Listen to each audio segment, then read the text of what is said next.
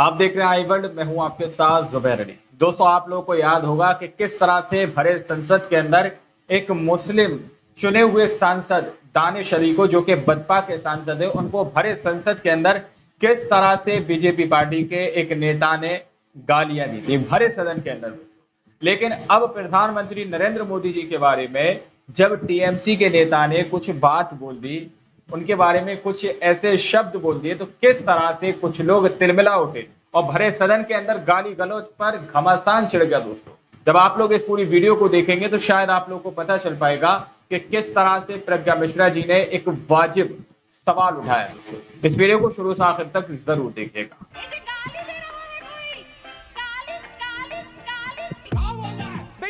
शब्द और बिट्रेड। नमस्कार दोस्तों, इंडिया के सामने बैकफुट पर खड़ी बीजेपी को आवश्यकता थी एक स्मृति ईरानी की। इस बजट सत्र से देश को क्या मिला वो अलग विषय है, लेकिन बीजेपी को एक स्मृति ईरानी प्राप्त हुई है।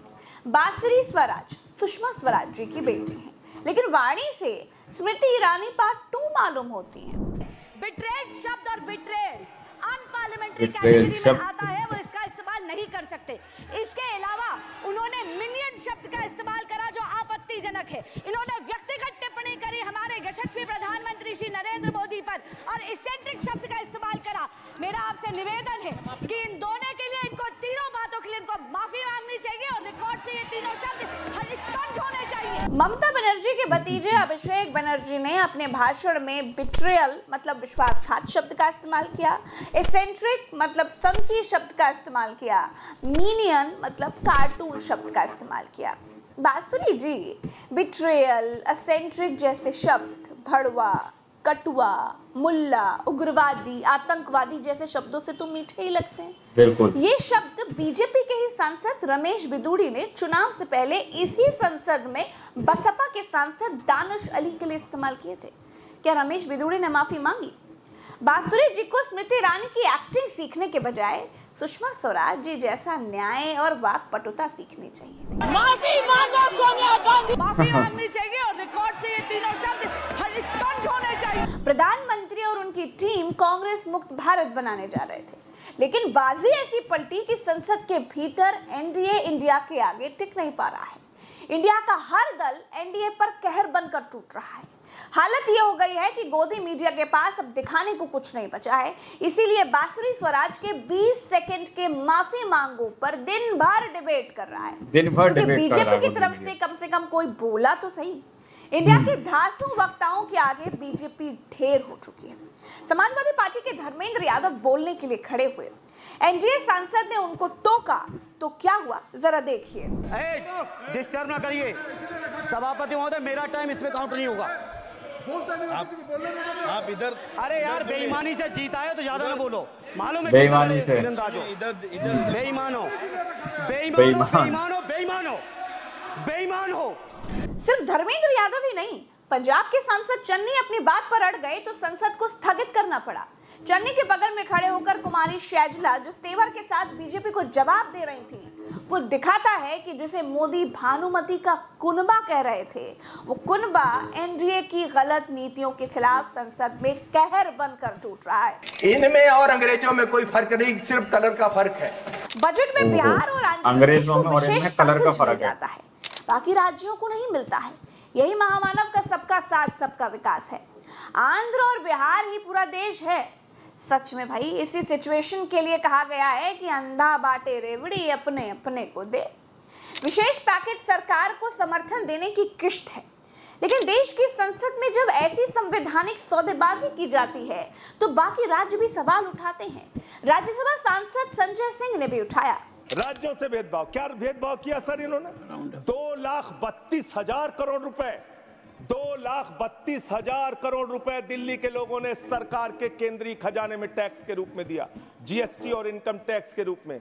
बदले में हमको कितना मिलता है? 0। कैराना से चुनकर आई सांसद इकरा हसन संसद में पहली बार बोलने के लिए खड़ी हुई और पहले ही भाषण में वैष्णो देवी के लिए ट्रेन की मांग कर दी। एक तरफ जहां कांवड़ियों को मुस्लिम ढाबों पर खाना खाने से रोका जा रहा है, दूसरी तरफ समाजवादी पार्टी के एक मुस्लिम सांसद हिंदुओं की वैष्णो देवी यात्रा को और आसान करने के लिए संसद में आवाज उठा रही है। शामली से प्रयागराज तक और शामली से वैष्णो देवी तक नई ट्रेनों के चलाने की मांग क्षेत्र के लोग लंबे समय से करते आ रहे हैं। प्रयागराज में उच्च न्यायालय का होना और वैष्णो देवी एक धार्मिक तीर्थ स्थल होने के कारण दोनों स्थानों की कनेक्टिविटी अति आवश्यक है।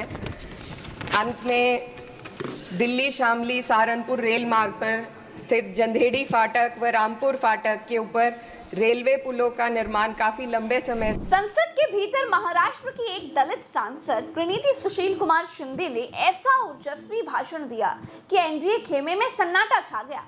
एक से बढ़कर एक वक्ता इंडिया की तरफ से संसद में सरकार को पानी पिला रहे थे।